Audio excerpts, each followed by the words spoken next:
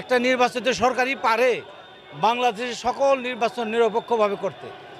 অতএব আমরা মনে করি আগে জাতীয় সংসদ নির্বাচন হবে, সেই নির্বাচনের মাধ্যমে বাংলাদেশের সমস্ত কাঠামো, রাষ্ট্রীয় কাঠামো মেরামত করে সুষ্ঠুভাবে প্রত্যেকটি স্থানীয় সরকার নির্বাচন পরিচালনা করবে, এইটাই আমাদের প্রত্যাশা। 17 বৎসর এদেশের 18 কোটি মানুষের প্রত্যাশা তাদের নির্বাচনের মাধ্যমে একটি সরকার গঠন হবে। বিগত দিনে যে সরকার ছিল সেটি নির্বাচিত সরকার নয়, অবৈধ সরকার, ভোটবিহীন সরকার।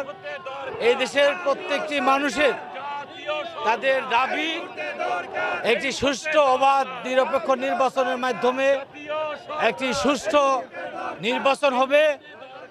সেই নির্বাচনে জনগণ যাকে রায় দিবে সেই নির্বাচিত হবে, সেই দেশ পরিচালনা করবে। এবং দেশের সমস্ত রাষ্ট্রীয় কাঠামো ধ্বংস করে ফেলেছে অবৈধ সরকার।